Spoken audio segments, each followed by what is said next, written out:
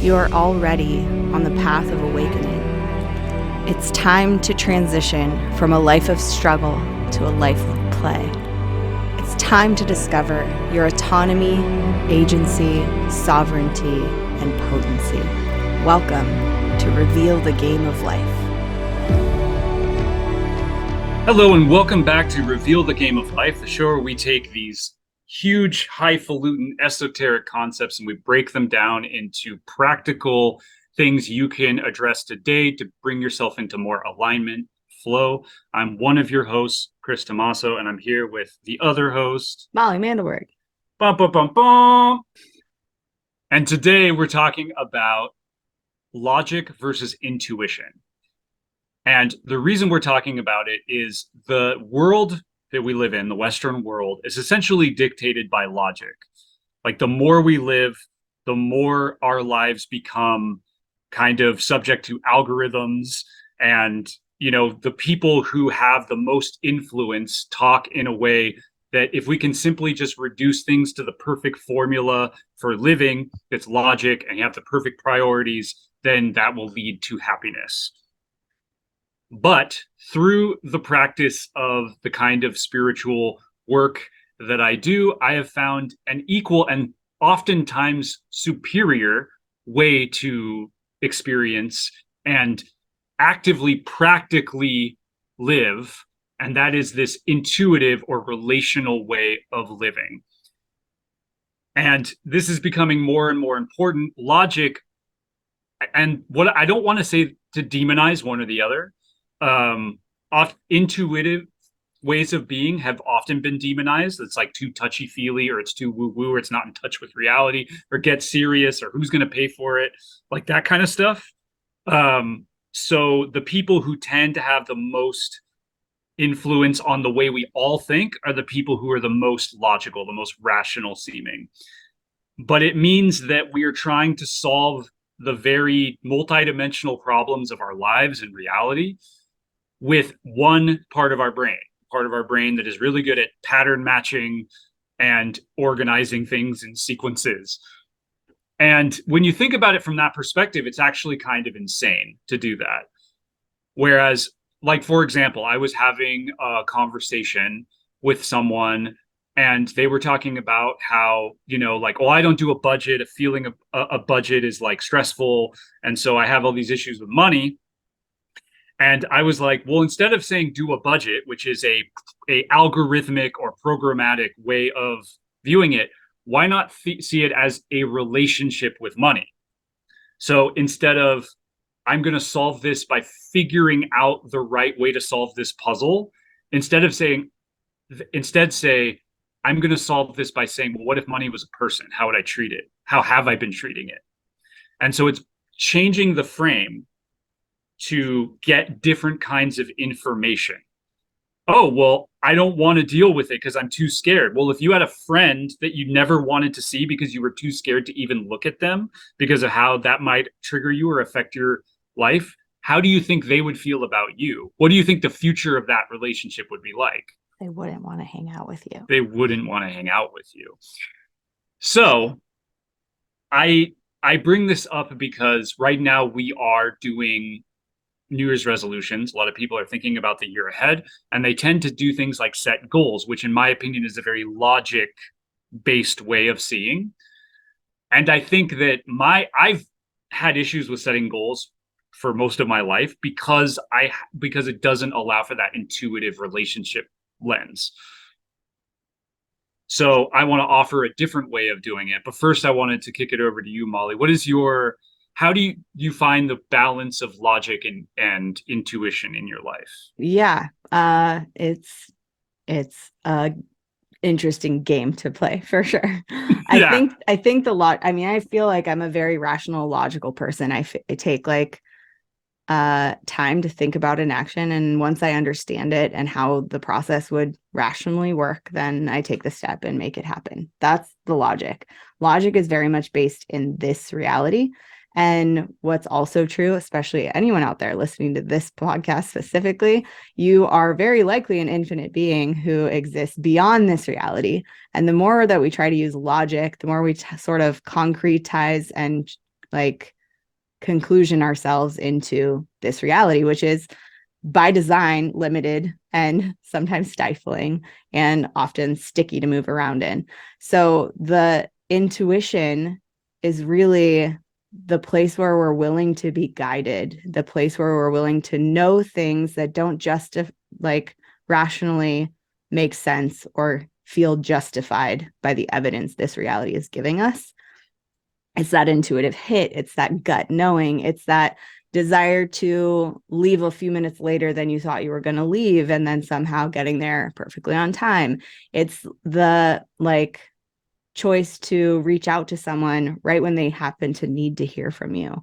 You know, those pieces of the puzzle that don't make sense, that don't have a logical explanation to them, that feel like magic. They feel like divine timing. They feel like you're being led to what is meant for you and what is made for you and what will expand your life. That is the magic. And to live in a world of logic and to disregard the magic or avoid it or push it away is going to be a more structured and less probably pleasurable experience of living. So I think that there are plenty of places and times where logic makes sense and where we use it to make the safest, rightest, goodest choice we can come up with. And oftentimes our awareness and our intuition is going to have a different take on it. And that might lead us to something greater. Yeah, absolutely. And I love that you talk about that there's like this interplay. And I don't want to say that one is better than the other. It's more that we live in a world that is like severely imbalanced towards logic as the only way to like see things, the only thing to take seriously. Um, while you were talking, I was thinking about like law of attraction, right? Is this modality about manifesting and creating the life you desire. And it has all these various like rules. The thing about it that I've learned is that, like anything, you can learn about it. And then if your logical mind is the only way that you approach it, it Like ours. probably won't work. Yeah. It And probably you won't shared work. examples of that for yourself too. Like, what Yes. are the steps? How do What are I the do steps? the steps so that I Yes. get what I want? Exactly. And that all along was the thing. I wasn't inviting an intuitive relationship to it because I am trained or conditioned to use logic to solve every problem, even the problems of the mysteries of the universe. You know, even saying like when we say reveal the game of life, it implies that there is this higher order logical structure that has specific, consistent rules that if you simply abide by, you will quote win the game. And my experience of life has not been that way. The only thing I know to be true is that I don't know everything, and I probably never will. And the more that I try to absorb the logic of what I learn and then extrapolate it, that's fine as long as I accept that there's all like the logic may not serve me after a while. Yeah. That reality might say, hey, actually, there's all these other rules you weren't aware of, or those rules shifted, and now we're playing a different game. And Mm-hmm. that's okay as long as I accept that's the way it works. So it's about knowing, like we talked about lenses last season, it's knowing which lens is most helpful and serving in this moment. But I suspect that if you live in the Western world, the lens of intuition is something you practice and rely on less. And I want to say that experientially, intuition is just as powerful and more powerful in some cases for solving real practical day to day obstacles that come up. Yeah, absolutely. Yeah. And I think sometimes we have to immerse ourselves in the logical without acting on it or without going full steam toward it to get a hit of what the intuitive knowing or the awareness really is about it. It's like looking Right. at, okay, the budget doesn't feel good, but like there's this thing here that needs some kind of solution that I want to be looking at in some way. It's like, okay, what's a completely different lens I can use here? It would Yeah. be, relating to it in a different way with that intuitive knowing, with that higher consciousness, Yeah. with that willingness to play and be in some kind of game with it rather than absolute avoidance because the logic of it feels heavy. Yeah, absolutely. And I think something that's like really practical and fun is to take what I call an intuitive metaphor and apply it to whatever the current issue you're experiencing is. So let's say that you used to dance, and dancing is a way that you view reality. You say, if this current thing that I'm dealing with was a dance, what new information do I now have about it? Mm. So I am obsessed with filmmaking. I'm obsessed with video games. And I realized that one of the reasons I had this like many dark nights of the soul about this, because I'm like, well, if I know so much about it, then why am I not doing it? Like, that's the logical brain, is like, we only know about things that apply to our lives in exactly the way that we know them, right? The intuitive understanding is that's actually a metaphor. A game, reveal the game of life, or filmmaking as a metaphor for creating illusion, structuring illusion. That's a metaphor for how my mind works. Storytelling, metaphors. If this was a story, what do I now know about it? If this was a game, what do I now know about it? And so I realized that those intuitive metaphors are like deep, deep in me, more far past my logical mind. And it's easy for me to use them as tools to get information, to find ways, aligned ways through, I'll call them obstacles. Because usually you're using your logic, unless you solve logic problems for fun, which I do, you're usually using logic to solve a problem. So I'm using it in that context. Yeah, totally. What would you say is an intuitive metaphor for you, Molly? I mean, the way that I run my business, there's so many logical pathways that I use.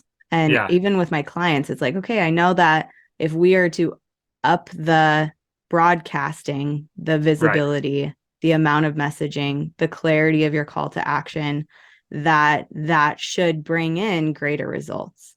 And what I've Mm, learned over time, especially with myself, especially with all of my clients, more and more, they get greater results when we're also looking at how the being is interacting with the business. What's the relationship between you and all of that outreach that you're creating? Do you believe it's right. not going to work? Do you believe that it's obtrusive? Do you believe that it's actually like bothering people to share your message? If that's all in there, then it doesn't matter how logical the thing we set up is, it tends to not work properly. It tends to not do the job that rationally it should be able to do. So there's like a need to tap into the energy, to tap into the awareness, to tap into what I call the magic around your beingness in relation to all that stuff we're creating, and get that into a place of alignment, belief, possibility, consciousness, and, real more clarity about what the desired outcome is. Do you really want to bring new clients in? Do you really feel more comfortable having nobody show up to your workshop? Or do you actually want there to be butts and seats at that workshop? And if Right. you can really get into that place of truth and knowing, and bring that awareness and magic and possibility into whatever we're creating, it works different. And that doesn't make logical, rational sense. I mean, it does to me on some level, because you want Of the course. energy to be aligned, but this reality doesn't say the energy matters at all. You have to kind of Right. believe in a different dimension of reality just to even buy into that concept, to play with it, to start utilizing it. So, I Right. mean, that's one example of how the relational intuition kind of thing can really come into play in something that seems logical, like business. Right. And I also think that if you take this frame and you expand it to like the level of society, I was talking earlier about how the people who have the most influence usually have logical minds, and that's super clear in like the tech industry, right? And you have people in the tech industry who are trying to solve system-wide problems, not just the problems of a piece of software.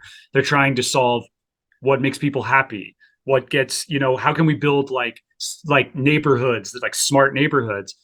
And what's scary about that is that, like you were saying, if there's just logic, there's not magic. I call it like aliveness. Like if the thing doesn't feel alive, you've created a dead a dead puzzle box that no one would actually use. And the reason why is because that's what works for machines.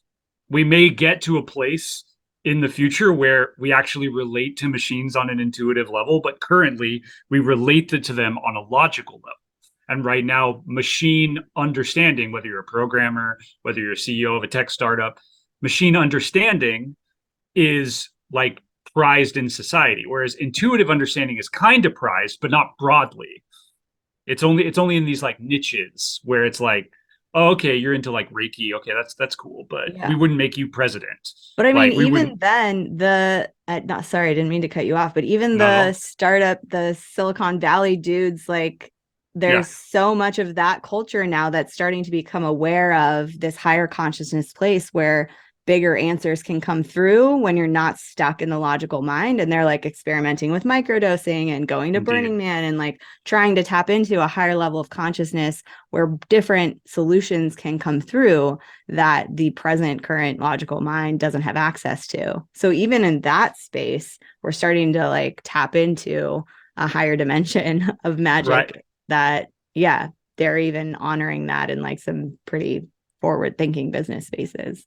What I find interesting is that logic alone cannot lead you to wholeness. So if you take intuitive things like you're talking about psychedelics or any of those, if you take those tools and then you absorb them into the logical way of seeing the world, there will still be emptiness. There will still be this endless search for something. And that can only be found by integrating this other side of oneself and these other dimensions of oneself. And so it's great. It's a step forward.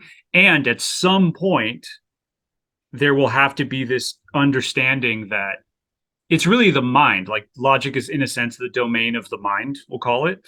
Mhm. Um, if you believe that you know better than reality and that you will win by just doing the right things or having the right experiences, then you will end up in this empty place. Because ultimately, what makes things alive is this other thing, right? This, which I call reality, but it's all of the things that you don't know, and so um, that are outside of your conscious understanding.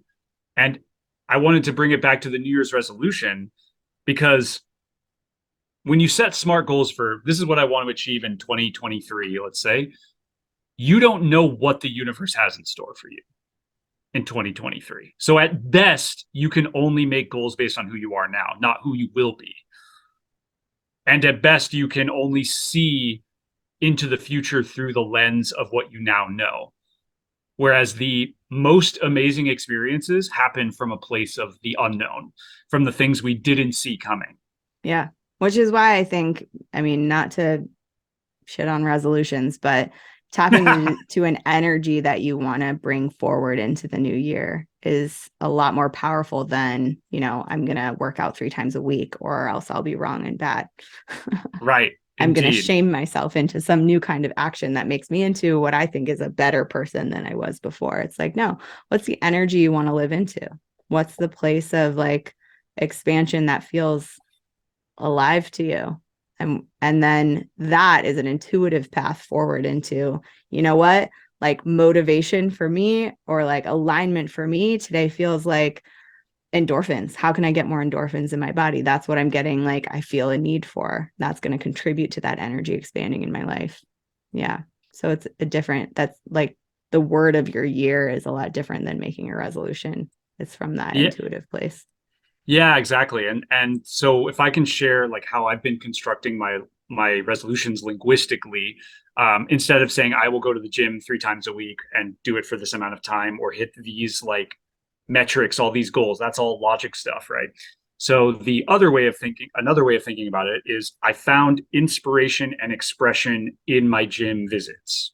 Mm, yeah. So it's pacing the experiential element of it.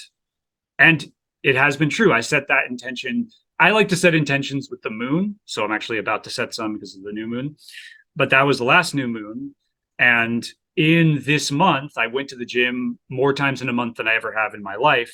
But I didn't set a goal to do that because if I had, then I'm just setting myself up for disappointment.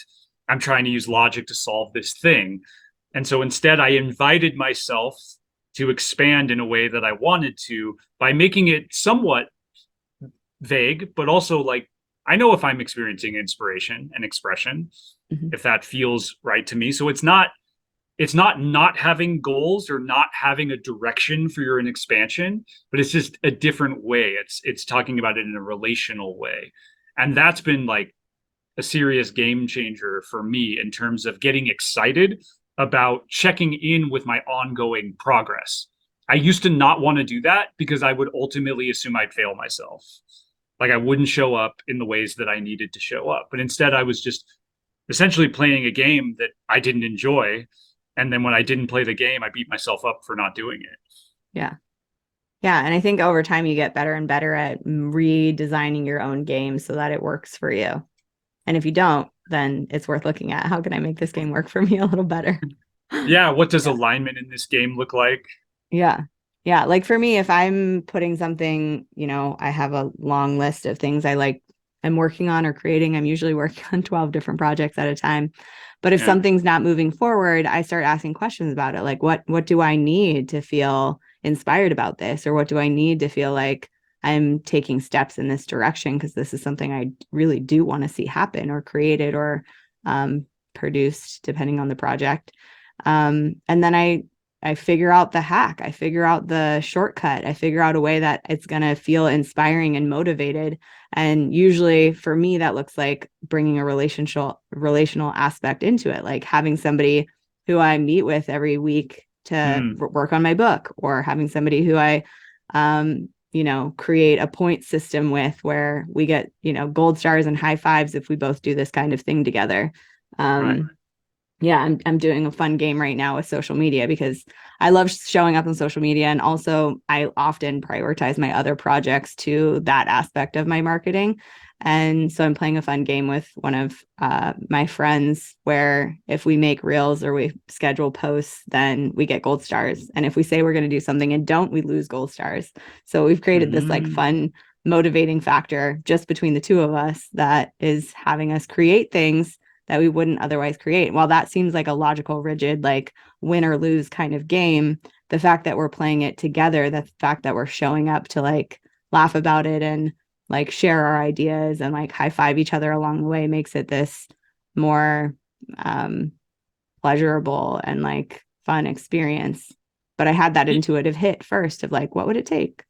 What's going Yeah. to make me want to do this more? Okay, well, how Yeah. can I make it fun? Okay, here's a way I could make it fun.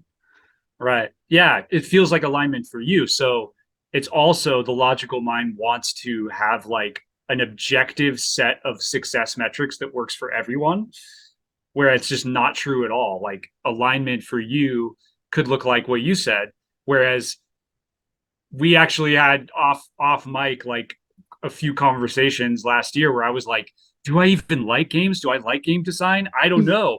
And the reason why is because I was over prioritizing the logical structures of it. So that game that you described, I don't know if I would enjoy. I mean, I might enjoy it if I'm playing with somebody else, but that the idea of like, oh no, I'm going to lose stars or something like that. Maybe that's not fun for me, and I want to play a different game.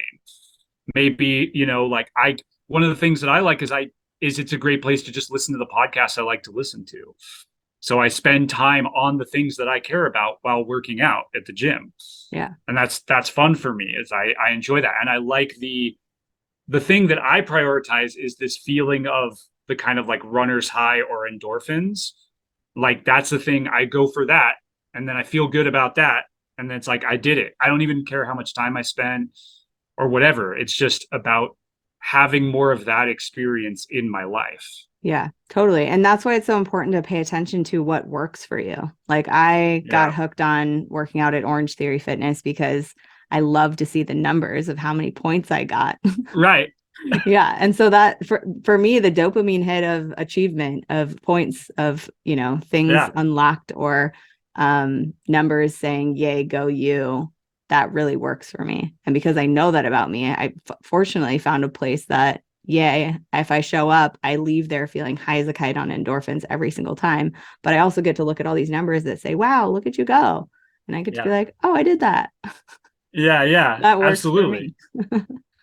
So if somebody wants to use this relational frame in some aspect of their life, let's say setting intentions, since we talked about that Yeah. for the New Year's, like what are concrete steps they can do? Well, of any aspect of your life, where is the place that you're looking for something to work better? What right Yeah. now is like, gosh, this is clunky, or that this feels challenging, or I Yeah. want a different reality in this place. Start there. What is the Yeah. way that you can um, start asking yourself questions about that? Start wondering what else is possible in that reality. Start looking at what other people in your life who seem to have that aspect of themselves figured out. What are they Mhm. doing? What makes that seem fun or easy for them? And then start playing and trying and seeing, what would be a Mhm. fun way for this to be different for you.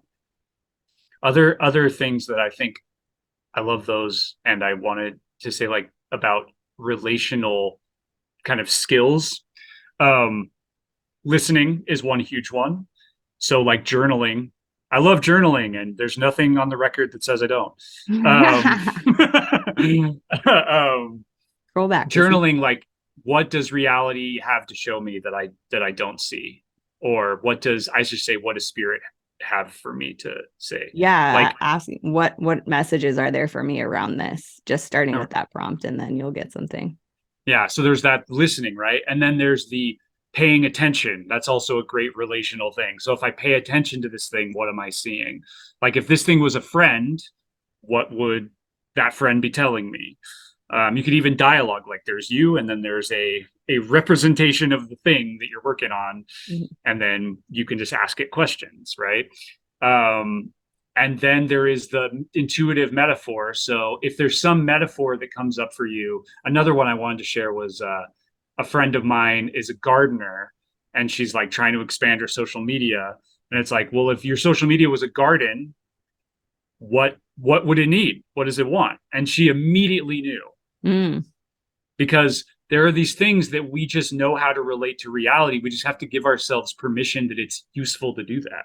mhm, That you don't need an MBA to run a business, because a business is simply just an entity you relate to. mhm, And the way you relate to it is your own relationship that is different from everyone else. And it's just as valid, and sometimes even more so. Because if you like approach life just through like cold logical numbers, and you're just talking about how do we get more conversions, that might not be that useful of a question. Instead of saying, what does this need to be expand? What does this business need to realize its potential? What can I give it? How can I serve it better so that I can nurture it to its full potential? Just depends on what resonates you with the intuitive metaphor thing. yeah. Yeah. Yeah. So awareness, listening, relating.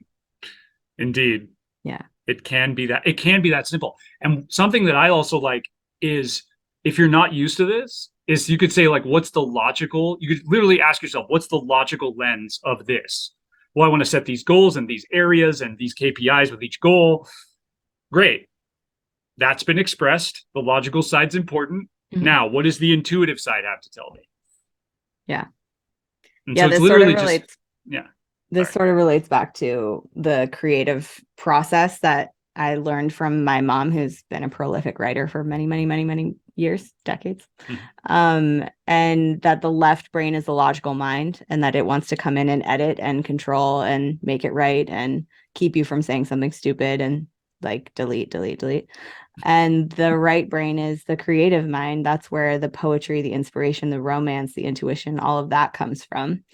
And that the project cannot start with the logical mind because there is Mm. nothing to edit until the right brain has had its chance to throw down. So to come at a project or come at a new idea or come at like something creative that's trying to come out of you, to start with the logical mind is like suicide, basically. It's like Right. killing the thing before it can even get started. You're already trying to logic it into like concrete structure when it needs to be born first. It needs to have a life. So, when it comes to creative writing, at the very least, and pretty much every kind of creative project you're looking at, the right brain has to have like a full brainstorm, throwdown, expression moment before the left brain can even have a turn. And oftentimes they have to go back and forth to have many turns for something to really get done. I really love that. Imagine if that was for your New Year's goals. Like, what if you gave your right brain permission to just express itself however it wanted? Everything it wants this year. Yeah. Yeah. And then your left brain comes in. It's like, okay, well, now what do I do with this? Do I have priorities? Do I set up systems? Whatever. Yeah. Instead of trying to come up with that by setting priorities and How am I going systems. to rigid my way into my How life am I this going year? to Yeah. how am I going to treat myself like a robot and then get disappointed when I don't act like a robot? Right. Yeah. Yeah. Yeah, I actually one thing I find really interesting is you like seeing the logical like a plan as an expression. So it's a thing that's just like a piece of art. Like if you consider when you make art, it's imperfect. It's never really finished. You just kind of say it's done and you move on after a while. And usually it's not like the whole expression of you because you usually want to make another piece of art. Like there's something in that piece of art that you're like, well, that didn't fully come out the way I wanted. So now it births this new desire for something else. Or that's cool, but now I want to explore this other part of myself, right? Mm. So if you think of a plan, which is a logical, a expression of the logical mind as that, almost like a piece of art of the logical mind, then you can see that's imperfect, that it's just the next step to wherever you're going, that it's not rigid, that you can let go of it. That next week, when you realize, hey, maybe I actually don't like going to the gym, and instead I'd rather go outside and walk, you don't beat yourself up for getting a gym membership. You say, oh, I'm an evolving expression, and that's good. And the freedom to do that is what I want in my life, not hitting all these metrics. Because when you said when you go to Orange Theory, you said Yeah. Orange Theory, it's not just that you hit all these numbers, it's the numbers combined with the experience. Yeah. That I I know doubt every time I walk out of there, I feel good. That's why I keep going back. Yeah. I doubt if you had a bad experience, but you had good numbers, you would have that same No, relationship. totally. The numbers are just a icing on the cake for me because I'm a numbers Exactly. person. Exactly. And I would say that I am a numbers person too. I do care about it, but I have this like long story of disappointing myself by being overly rigid and logical in my approach to life. Yeah. And so I'm like, fuck numbers. Numbers are out. Like I'm Which is not why you gonna said you're not look at it. going for distance with cardio at the gym anymore. You're going for like heart rate because you know that's going to make you feel good. And that's Yeah. the same game I'm playing. But It's heart like, rate is a number. So it's an yeah, expression of an experience. yeah, totally. But you know that it's creating, yeah, the experience that you want to have. Exactly. And so this hopefully in listening to this, there's been this integration. Like this is really about like opening up intuition and then inviting intuition and logic to play together in a way that like makes you the most satisfied. Yeah, it's awesome. Yeah. Well, we've reached the end of an episode. Any last words of wisdom you want to leave people with? No, it's just, you know, I know that if you do even just a little bit of this in your intention for the year or the next month or the quarter, that it will be so much more satisfying than letting just your logic brain lead. And so I'm Totally. just excited for what the ripple effects of this are going to be for people. Yeah, for us too. I think we're both in a really beautiful unwinding process from rigid logic, rational thinking to the Indeed. intuitive guidance. Yeah, Yeah. awesome. Well, thank you everyone for listening. Revealthegameoflife.com. We have Patreon kind of links set up if you want to support this show. And yeah, we love that you're listening. If you want to give us some feedback or share your thoughts, revealthegameoflife@gmail.com. And we're also on Instagram. And thanks so much for listening. Please share this episode with a friend who might love it. And we'll see you soon for another episode of Reveal the Game of Life. See you next time.